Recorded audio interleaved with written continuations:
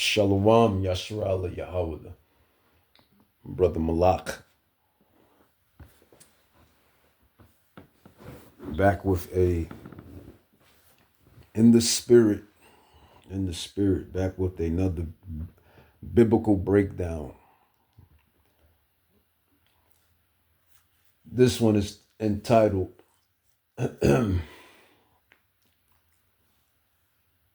From Bondage to Gods. From bondage to gods. From bondage to gods.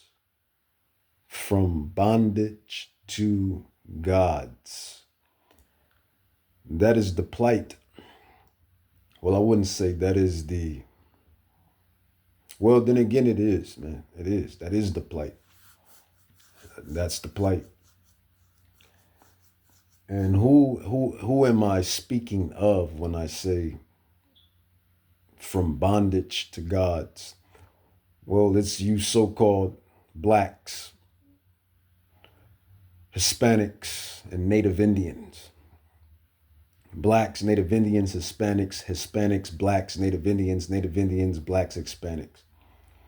You that come from, or you that descend from the royal, regal house of Judah and Israel, which make up or which consist of the Israelites.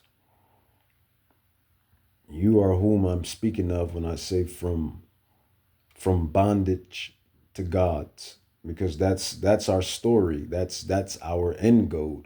Well, that's the end goal, or end goal rather. That's the end goal for the elect, for the election.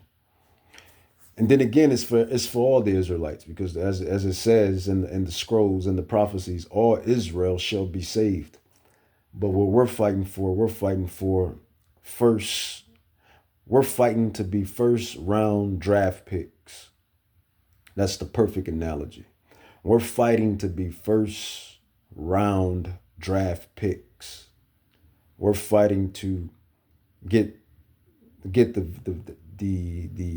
very first tickets to the kingdom. Only the elect will achieve that.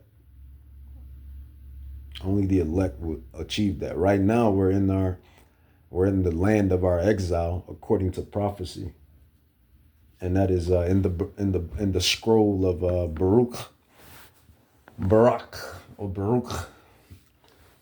chapter 4, and I'm gonna bring that out. Yahweh Bahashim Yahweh Shai willing. That's the thing, man. It's all about the spirit. Everything is spiritual. Everything. Baruch chapter 4, or Baruch chapter 4. It says, ye were sold to the nations. Who are the nations? Well, those nations being the Gentile nations. Every nation that I didn't name. Chiefly or specifically those nations that's talked about in the prophecy of Psalms 83. Those nations that have taken crafty counsel against us. Those are the nations that we have been sold through, or salachia, sold to, throughout the ages and eras. As it says, Psalms 83 verse 6, it says the tabernacles of Edom, Caucasians, and the Ishmaelites, the Arabs, of Moab, the Asians, the Hagarians, I think those are more Arabs, Jabal, I believe those are Arabs as well. It says Ammon, the Japanese, and Amalek, Caucasians, the Philistines, the Africans, and Tyre, the Africans, and Ashur, the Africans. So these are the nations that the children of Israel have been, as it says in the prophecy, Baruch chapter 4. You were sold to the nations. Those are the nations, the Gentiles that that we were sold to. So reading on, Baruch chapter 4, verse 6, it says, you were sold to the nations, not for your destruction, even though our destruction took place amongst these nations. Even though these nations got down and dirty. And this is why they have great retribution coming upon their head, recompenses coming upon their head, according to the prophecies of Revelations chapter 13, verse 10, Jeremiah 30, 16, Deuteronomy 37, etc., etc., etc. So Baruch chapter 4, 6, it says, you were sold to the Gentiles, the nations, not for your destruction, but they end up destroying our people within these eras of time, within these captivities, all the way into this very last captivity right now of today. It says, but because you moved Yahweh to wrath. So Yahweh scattered us not for our destruction, but for our correction. I'll say that again. Yahweh, the Ancient of Days, the power of the Israelites, the God of the Israelites, if you will, he scattered us not for destruction per se, but for correction, discipline. It says, but because you moved Yahweh to wrath, you were delivered unto the enemies. So those nations are considered enemies. I mean, you got to be an enemy if you've done the stuff that they have done. I will consider that an enemy. It says Baruch chapter 4, verse 7. It says, for you provoked him that made you by sacrificing unto devils. So this is what our ancestors and our fellow tribesmen and tribes women were doing. Sacrificing unto devils, doing stuff that the heathens were doing. You know, the heathens, they sacrificed to Molech and Beelzebub and all these other gods and goddesses and gods that they serve and sacrifice unto. It says, you have forgotten the everlasting God, which is Yahweh, that brought you up out, or that brought you up, and you have grieved Jerusalem that nursed you. It says, for when she saw the wrath of Yahweh coming upon you, she said, hearken, O ye that dwell about Zion. Yahweh have brought upon me great mourning. For I saw the captivity of my sons and daughters, which the everlasting brought upon them. So, like I always bring out in these biblical lessons, you know, these Christians and these Bible casuals, they love saying that the demons and Satan, Hasatan and the demons, you know, they was doing this stuff, or they be doing all of these wicked things and blah, blah, blah. And the thing is, the truth of the matter is, they don't do nothing. They just carry out the orders. I'll say that again. Hasatan and the demons don't do anything except carry out the orders. The one who does everything and judges every soul, every spirit, is the Father of spirits, which is Yahweh. Yahweh, whom these Gentiles, these heathens call God. He is the one that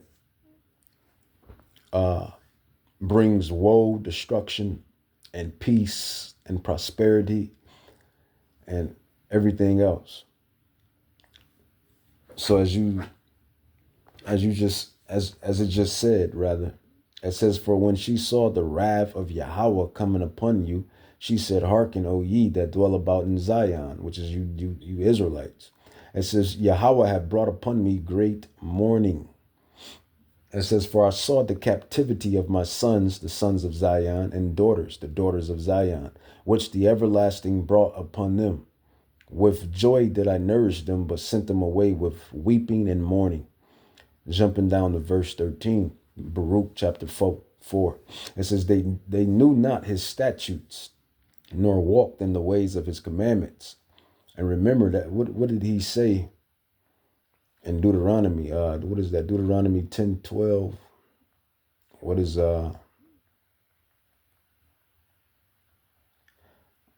Yahweh's, you know, thoughts? What is Yahweh's thoughts for us, man?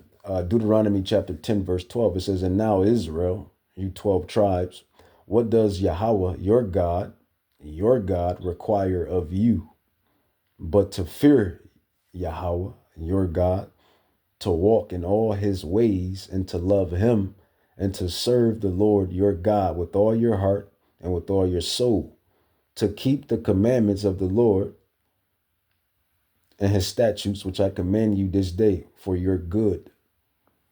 So that's our plight. That's our goal, ultimate goal, as it states in Ecclesiastes 12:13. I'll grab that as well. Ecclesiastes.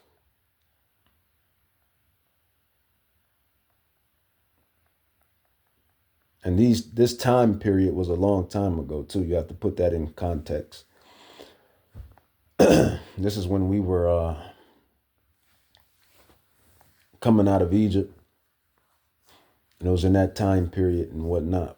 But Ecclesiastes 12:13, it says, "Let us hear the conclusion of the whole matter. Fear Yahweh and keep his commandments, for this is the whole duty of man."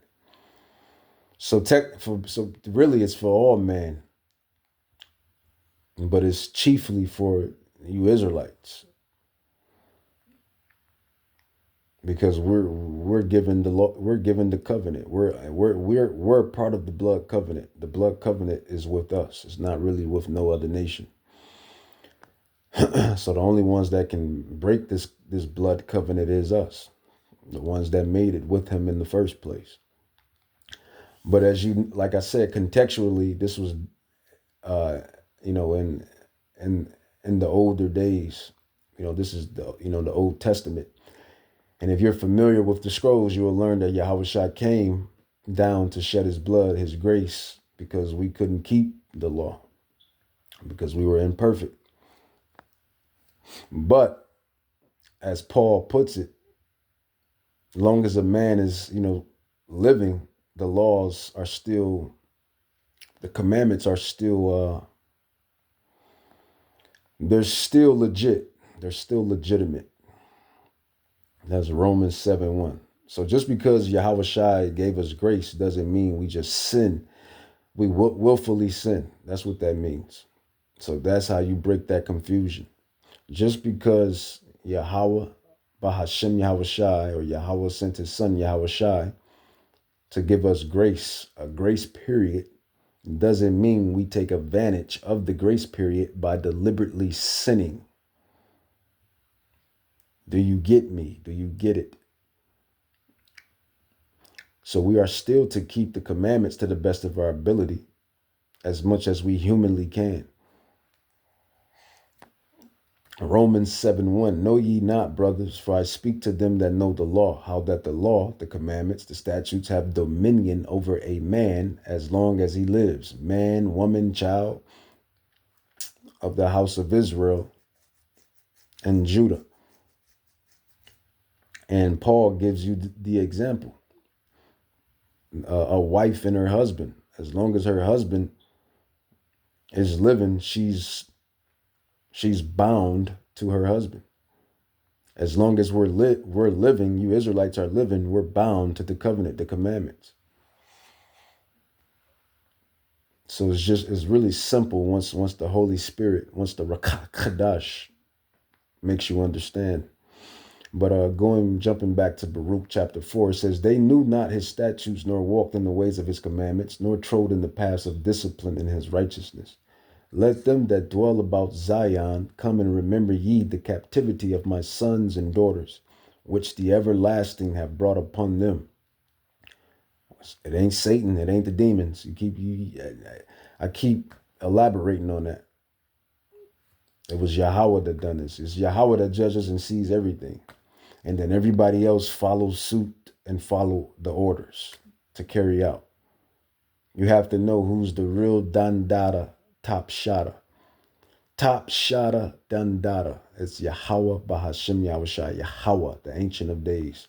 That's who runs the show, runs everything. Baruch 4:14, it says, let them that dwell about Zion come, and remember ye the captivity of my sons and daughters, which the everlasting have brought upon them. For he hath brought a nation upon them from afar, a shameless nation, and of a strange language, who neither reverence the old man nor pity the young child. And we know who that is, because they got pictures of the children on the plantation, and they have pictures of the elders on the plantation. So you see these prophecies are the gospel. The gospel is the prophecies. It's legit, and that's the Edomites. That strange, shameless nation, strange language. Neither reverence the old nor pity the child. It says, for he that brought these plagues upon you, not Satan, not the demons, but Yahweh. It says, Baruch 4:18, for he that brought these plagues upon you will deliver you from the hands of your enemies. So it was Yahweh. Baruch chapter 4 tells you who done these things to the Israelites, and why are the Israelites as a whole nation in the situations that they are in. Baruch chapter 4, verse 21 through 22.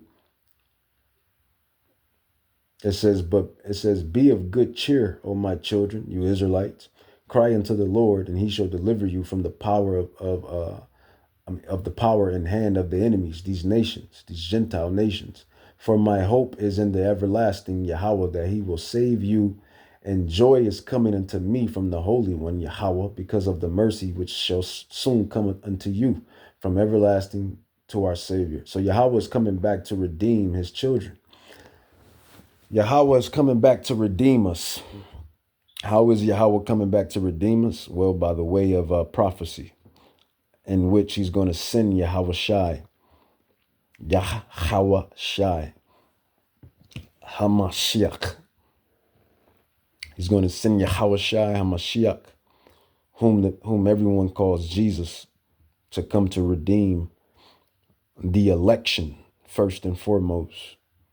He's going to redeem the election first and foremost, but ultimately he's going to redeem all of Israel.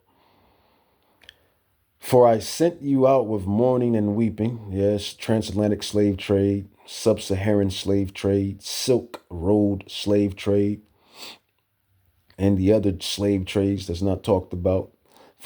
For I sent you out with mourning and weeping, but Yahweh will give you to me again with joy and gladness forever, eternity. That's why the kingdom is going to be eternal. It says, like as now the neighbors of Zion have seen your captivity. Yeah, those Edomites, Moabites, Ammonites, the Gentile nations, Hamites. It says, like as now the neighbors of Zion have seen your captivity. When you look at the map of Israel, the ancient maps, you'll see the Gentile nations that were neighboring Israel. And those were the nations: Ammon, Moab, Edom, Ham.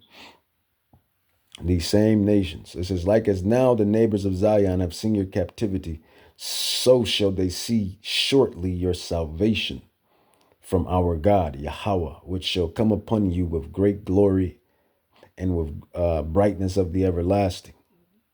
My children, suffer patiently the wrath that has come upon you from Yahweh, not Hasatan, not the demons.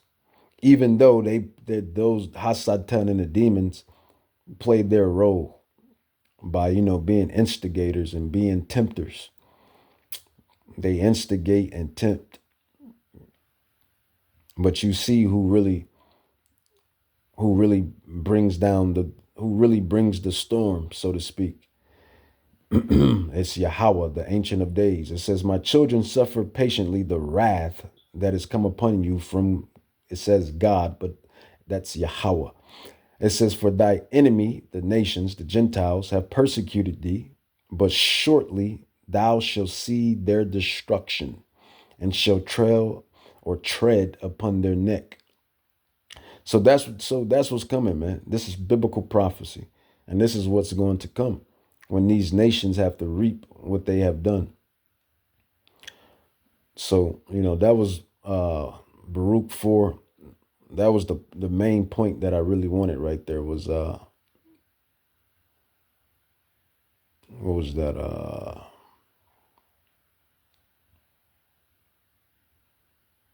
My children suffer patiently. That right there, man. Baruch 4:25. My children suffer patiently the wrath that has come upon you from God. That's what we gotta. That's what we're doing right now in this last captivity here in Babylon. We're suffering patiently. We're enduring. We're hastening and waiting on the return of Hamashiach Yahushai. Micah chapter 7 verse 9. I will bear the indignation of the Lord. Notice it didn't say the indignation of Hasatan or the indignation of the demons. I keep elaborating on that because you got these Bible casuals and these Christians. They like to give all the power to some Satan and to some demons. Not saying that these demons and Satan, ain't, you see, you hear, don't got the little power they got, but like I said, they really don't have no power. They're the tempters. They for the most part, they instigate things and tempt things. That's it. That's their power to sway you off of the narrow path. Their power is in swaying you off of your narrow path, tempting and instigating. That's the power they have. But you see who has the power. You see who calls the shots. You see who is top shotta dundada. Dem de la creme. It is Yahweh, the Ancient of Days. Micah 7:9. I will bear the indignation of Yahweh because I have sinned against him. Until he plead my cause and execute judgment for me, he will bring me forth to the light, and I shall behold his righteousness. So these prophecies are very, very simple when you have the Rakach Chadash, when you have that Holy Spirit and that Holy Ghost leading you and supping with you, everything becomes clear. And that's why Yahweh Shai said, I will leave you something. I roughly paraphrase. I will leave you something. I think he said it was more powerful than him or something. I forget the account, but basically he was talking about the Holy Spirit, the Rakach Kadash, the Rakach Kadash. That's what he was talking about, and that's the Spirit that reveals all things. So let's grab some more. What is it? Therefore. Okay, so that's the bondage. Remember, the topic is from bondage to God. So that's our bondage right now. That's why we're, as a nation, because individually you got people I assume they're where they want to be. You got people of our nation that I would assume that they're where they want to be.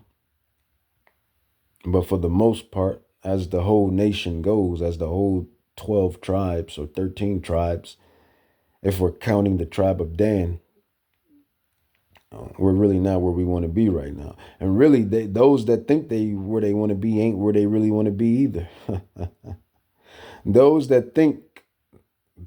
Those Israelites that think they're where they want to be, they really not where they want to be, because Babylon is going to be destroyed. America is going to be eradicated.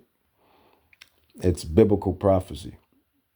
So this is the bondage that we're in, the tribes are in. Now, the gods, the glory.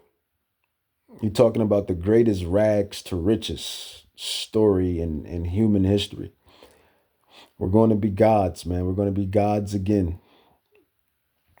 We're going to be gods again. We're going to actually, actually be gods. Not just gods as in having authority and rulership, but gods as being actual gods, like, Thanos, Darkseid, Vegeta, Goku, etc. We're going to be actual gods. It's in the covenant, the blood covenant. It says, Psalms 82, verse 6 and 7. It says, I have said, ye are gods, and all of you are the children of the Most High. But ye shall die like men and fall like one of the princes. And that's what we're kind of doing now in this bondage, in this captivity. Let's grab John chapter 10, 34, 35. It says, Yahweh Shai answered them, says Jesus, but we know that's Yahweh Shai, ancient Paleo Hebrew, the Lashawan Kadash. It says, Yahweh Shai answered them, is it not written in your laws, this Bible, these scrolls, I said, ye are gods. So we are the Thanos. We are the Darkseid. We are the Black Adam. We are the Superman. We are the Gokus and Vegetas. We are the gods of the earth, the Israelites, the children of God. If your daddy is a god, and you're a god, right? If your parents, you descend, come from your parents. If your parents are gods, then why wouldn't you be God? Or little gods, if you will. And that's what the Israelites are. It says John 10:35. It says, if he called them gods unto whom the word of God came, and the scripture cannot be broken. So there you have it. So that's the plight, man. That's our plight. Our plight is coming back to the to Yahweh Bahashim Yahweh Shai, coming up out of this bondage for the mind, bondage for the soul, coming up out of the bondage back into the glorious light, that liberty that's spoken of in the New Testament. I believe Paul touched on that. And coming back to our plight. So let's grab some more prophecy. More prophecy. So Job understood this. Job chapter 14, verse 14. Job chapter 14, verse 14. It says, if a man die, or a woman for that matter, or child for that matter, if a man of the stock of Judah and the stock of Israel, it says, if a man dies, shall he live again? All the days of my appointed time will I wait till my change come. So Job knew that a change, Job knew that he will live again, regeneration. Job knew that he was going to get a new body. He was going to live again through the regeneration. And I'll go into that too, might as well go into that regeneration. It says, if a man dies, shall he live again? All the days of my appointed time will I wait till my change come. So Job knew of this, and this is what I'm touching on. We're going to be gods. When Job come back down, he's going to be a god amongst the earth, a god amongst the heathen. We're all going to be gods amongst the Gentiles and everything on the earth.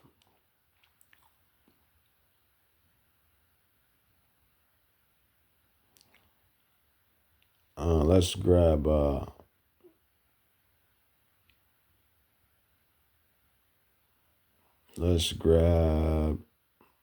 Corinthians chapter 15.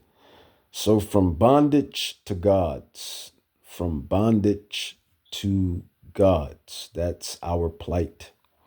From bondage to gods, that's our plight. 1 Corinthians chapter 15, 51 on down, it says, behold, I show you a mystery, which is a secret in a way. We shall not all sleep, which means die, but we shall all be changed. Remember, Job was talking about the change. Job 14:14. If a man die, shall he live again? All the days of my appointed time will I wait till my change come. So all of the prophets, all of the apostles, they knew of this the coming day of regeneration, of being regenerated, but not only being regenerated, but being regenerated into God's immortality. Immortality. Immortals. I lust after it. I desire it. I can taste it. Immortality. See, I don't give a damn about the money, this fake money anyway. These women, these men, none of this stuff in this temporary life. You want to know what I really want? What I really lust for? What I really desire? Immortality. God's immortality. Now, don't get it twisted. I love me some women. I love me some shekels, food, brotherhood. And when I say that, I wasn't talking about the brotherhood that's in this, but I was talking about just, you still got your people and your worldly family members and worldly family and whatnot, but there's nothing that can compare to immortality, to be gods amongst the earth, to live forever. That's what we're going to get, you brothers and sisters that's in this truth. You're going to be gods and goddesses, if you will. First, you elect the elect out of the house of Judah and Israel. It says 1 Corinthians 15:51. It says, behold, I show you a mystery, a secret, something that's not revealed. So it's a mystery. It says, we shall not all sleep, die, but we shall all be changed in a moment, in a twinkling of an eye. That means a split second. And this is going to happen when those UFOs, you see that your Pentagon, your U.S. government, they had a briefing, a briefing on about the UFOs, the UAPs, and these, they'll tell the public that they don't know what they are, but these devils know what they are. They know what the prophets are speaking is the truth. And now that we're on the scene and that we're teaching and preaching, and we're on these digital epistles, or more so, we're on these digital airways, sending out these digital epistles, and a lot of visuals have been done and everything else. Man, you can't tell me they don't know what those angels are.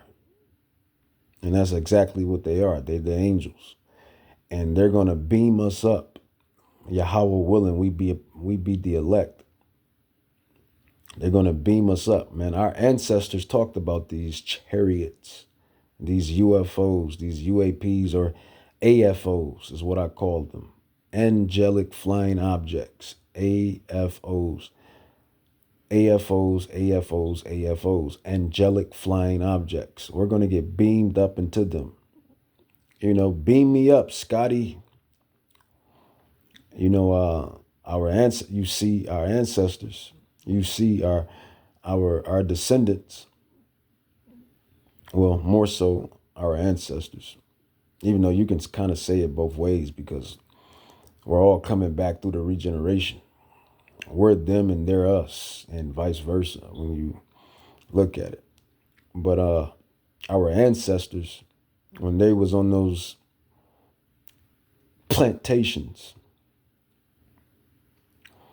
they used to sing the old hymns and Psalms of swing low, sweet chariot. Swing low, sweet chariot, because those chariots, those UFOs used to swing by and fly over and hover. The angels used to be watching the people, watching the children of Israel. 1 Corinthians 15:52, it says, in a moment, in a twinkling of an eye, at the last trump, for the trumpet shall sound, and the dead shall be raised, incorruptible. So we're going to become perfection. When we come up, when we get beamed up in those AFOs and come out of those AFOs, we're going to be turned, or this corruptible body, which means like this fleshly body that's subject to sin, is going to be changed into a God-like body. And we're going to be gods. It says, and the dead shall be raised incorruptible, and we shall be changed. For this corruptible must put on incorruption, and this mortal must put on immortality. You know what? This word might be, out of all these English words, this might be top. This got to be top 5. Immortality. This word has to be top 5. The definition alone makes it top 5. I would put this in my top 5 English word of all time.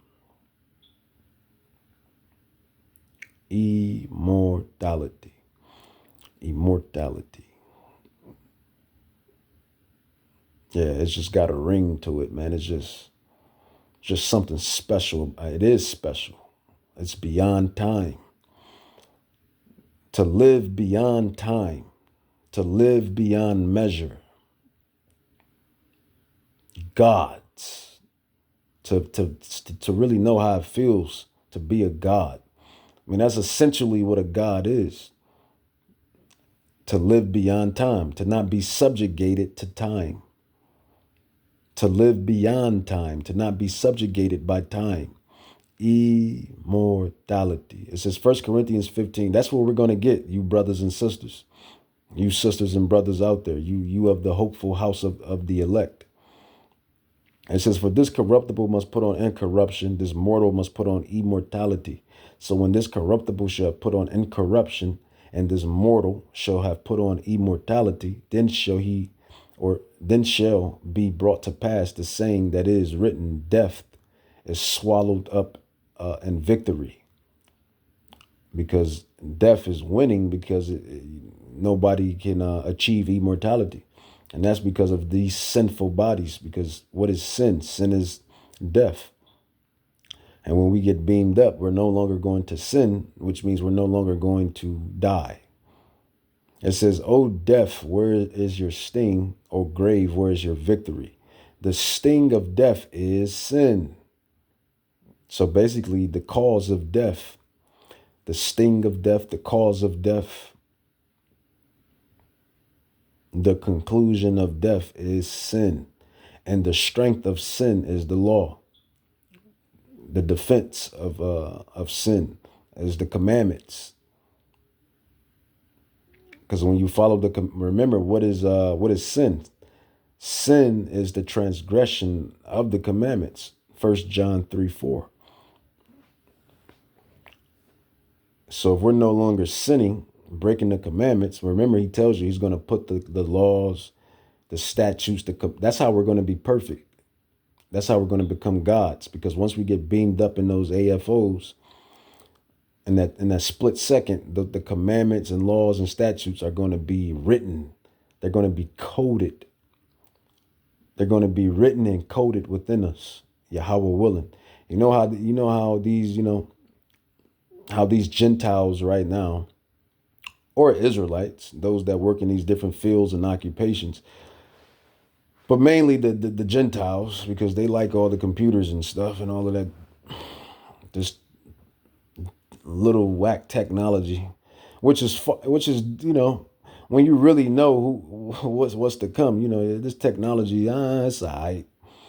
So that's what I mean when I say that. But the technology is fire, but it's whack, because I know what's to come, and I know where the real technology is coming from. So, this little technology, they make these computers and they like put written codes in them. They download stuff in them that comes with them. This is how the commandments are going to be within the Israelites. The Israelites will have the commandments coded in us. We will be downloaded with the laws, the statutes, the commandments. When we come out of those AFOs, when we come down from the UFOs,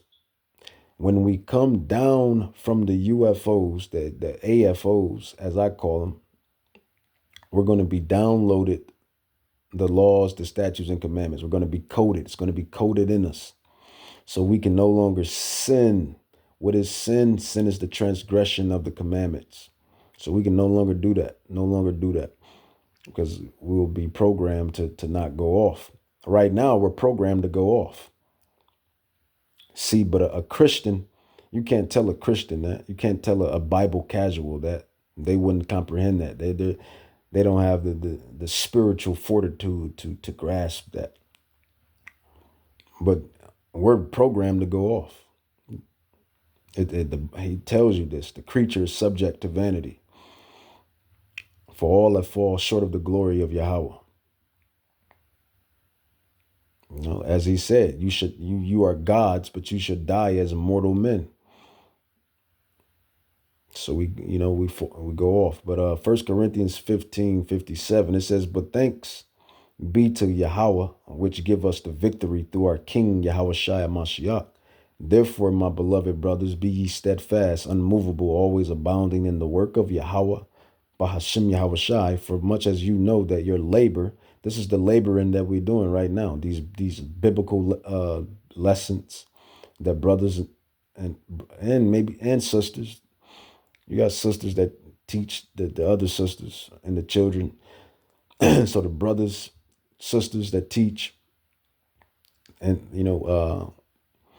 with the doctrine of GMS, I would say, for the most part, because we have the truth for sure. Yahweh is definitely working with Great Millstone.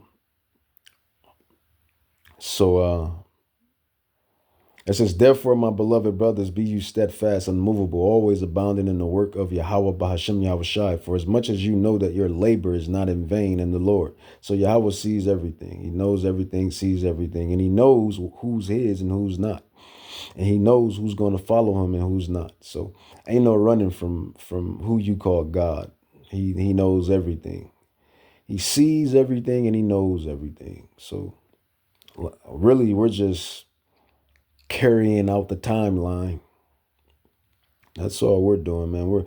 We're hoping that we're those men and women and even children to that have the lot of making our Father proud. The elect, being the elect. So from bondage to gods, man. This is what this thing is. This is the plight of all of this.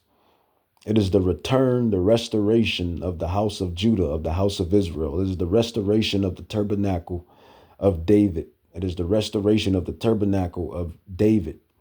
The return of Judah and Israel. The restoration of God's children. The holy kingdom, Zion. So from bondage to gods. This is 1 Thessalonians chapter 4. I'll end it with this, 16 through 17. It says, for the Lord himself shall descend from heaven with a shout. That's Yahweh Shai Mashiach. So he's going to descend from heaven and it's going to be a large AFO when he descends. That's talked about in 2nd Ezra, the 13th chapter. It says, for the Lord himself shall descend from heaven with a shout, with the voice of the archangel. And I believe that archangel, you got like 4 archangels. I believe 4 or 5. But I believe that's going to be Michael. Michael and with the trump of Yahweh, and the dead in Hamashiach shall rise first. So those that did this truth, that abound in this ministry work, that believed it, had the faith, did the works, did the best they can do, they're going to be turned to God's first, because they're going to come up out of the graves to get beamed up in those chariot, those AFOs, those clouds, those chariots, and they're going to be gods. And remember, it says in 1 Corinthians, in a twinkling of an eye, split second, and it says, then we which are alive. So if we're, if Yahweh has it to where we see the total destruction of this place, if we live to see the destruction of this place, then we which are alive and remain shall be caught up together with them in the clouds, the UFOs, the AFOs, to meet the Lord in the air. So we shall ever be with Yahweh Bahashem Yahushai. So this is the climax. Well, really not even so much the climax, but this is the conclusion, I should say. This is the end goal. This is the plight. This is the next scenes in the movie. These are the final scenes in this movie, I should say. These are the final scenes in this movie, man. The chosen Israelites getting beamed up into the chariots, and to come back down. We're going to come back down, and then we're going to rule. We're going to rule. And these devils know this. This is why they made the movie The Planet of the Apes. And they was poking fun, making fun of the Israelites. The Planet of the Apes. Yeah, it's the planet of the Jakes. And we're going to rule the planet in righteousness when we come back down out of those AFOs. And we're going to put off the corruption and put on the incorruptible. We're going to put on those God bodies. And we're going to rule the planet in righteousness. That's what's coming. So, man, that's the from bondage to gods.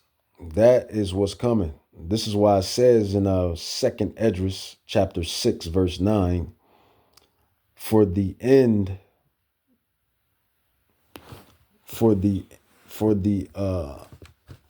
Esau is the end of the world, but Jacob is the beginning. And brothers, they illustrate different things like these pictures here.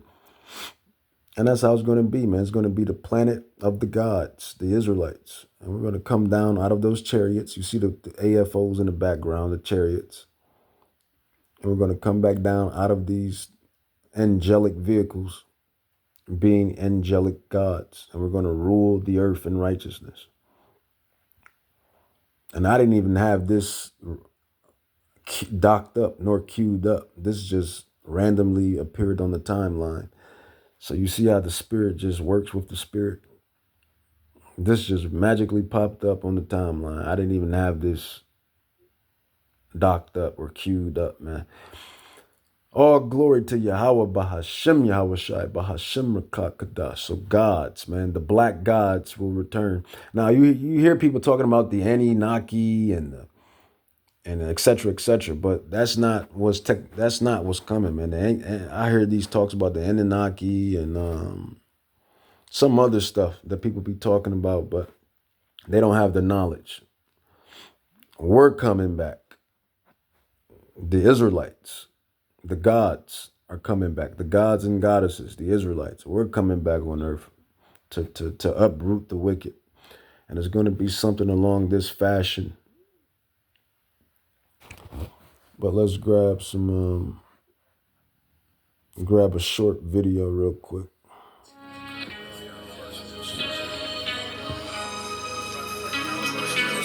God.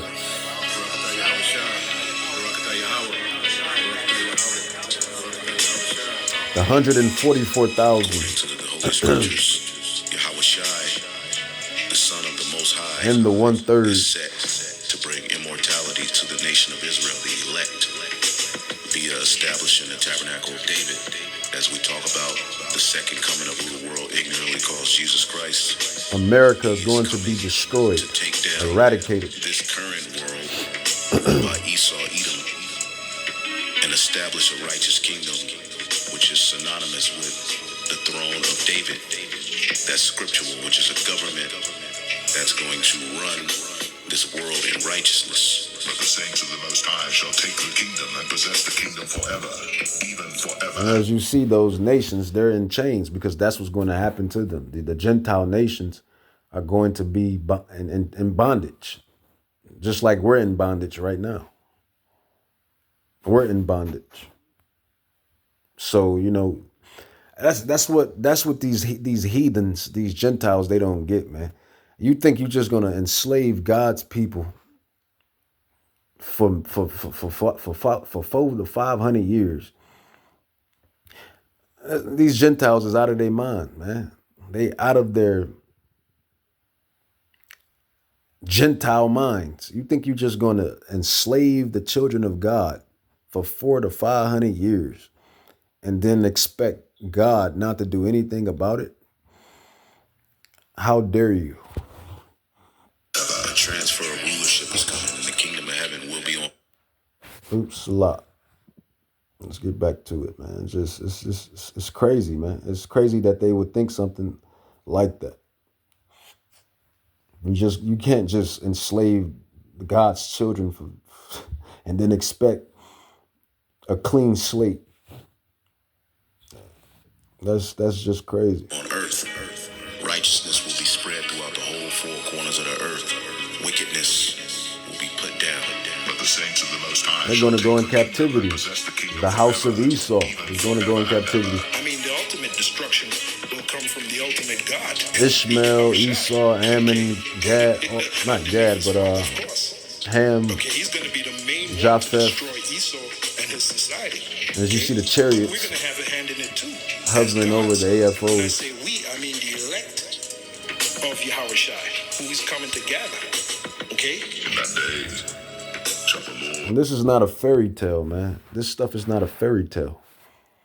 This is not a fairy tale, man. This is biblical prophecy. This stuff is going to happen in the near future. The stuff that we're telling y'all is going to happen in the near future. This is not something we just pulled out of our back ends. This is biblical, spiritual prophecies. And these devils, which means deceivers, these devils, the Rothschilds, Rockefellers, they know. They have scholars that go into our books and that digs up all these archaeologists and archaeology. Yeah, man, they know, man. They know what's coming. They knew that we were going to wake up. They just didn't know what time we were going to wake up. How about that? Because they always knew who we were. Because they had our manuscripts, our artifacts. But now Yahweh has revealed all things. And this is why, Jacob's time is now, but Esau time is dwelling. He's at the end of this kingdom.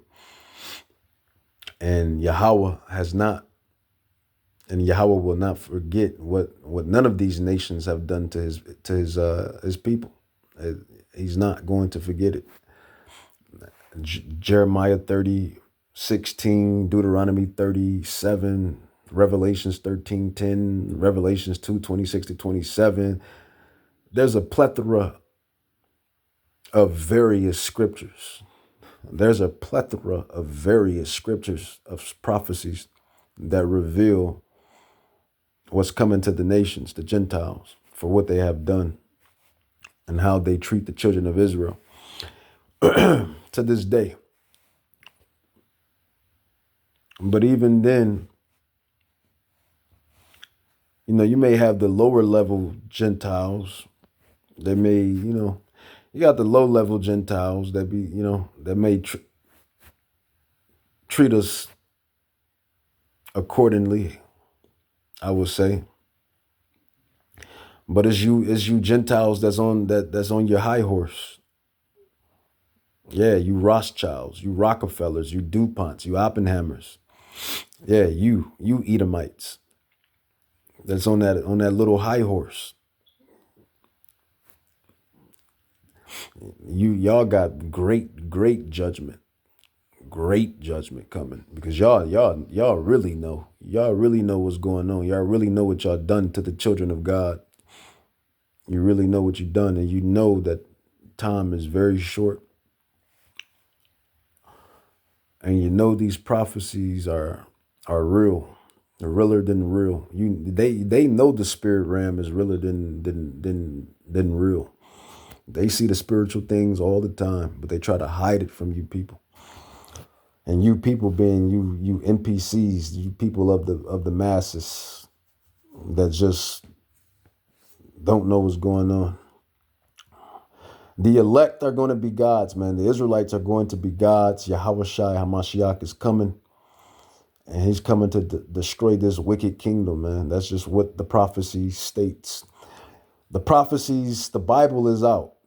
There's over 1 million translations of the Bible. So you can pick the Bible up and read it for yourself. The thing is, we have been downloaded and given the proper doctrine, the perfect spiritual eye salve to filter out the prophecies. And not only that, you people can understand it because we're telling you. So there's no excuse. You can't say nobody can say they didn't know or don't know what's coming or was left hanging. The prophets are out telling you what's to come, what happened, what's going to happen. As it states in the prophecy that there has been prophets that have talked about the downfall of many wicked nations. I forget which prophecy that was at, so I roughly paraphrased it. But I mean, the inhabitants of Jerusalem, and he that is feeble among them at that day shall be as David, and the house of David shall be as God, as the angel of the Lord before them. The house of David will be as God. That word God is Alahayim. We're going to go back to our original state. The scriptures say in 1 John, the 3rd chapter, that we're going to be just like Yahweh Shai when he returns. The elect are going to be beamed up in chains according to the book of 1 Corinthians, the 15th chapter. Death will be no more. And Esau knows that, and that's the blessing that comes with the birthright given unto Jacob, of that land that was promised to the seed of Abraham, Isaac, and Jacob. Also the blessing of the firstborn was put on Jacob because ultimately Jacob was first in spirit. So the hope of the elect is that we receive immortality.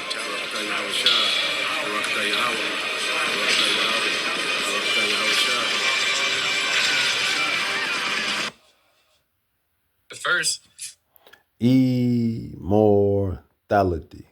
And with that, I'm going to say, Call Halam La Yahweh, Bahashim Yahushai, Bahashim Rakak Hadash, Barakata Yahweh, Barakata Yahushai, Tawara Yahweh, Tawara Yahushai, Bahashim Yahushai, Abba Baba, immortality.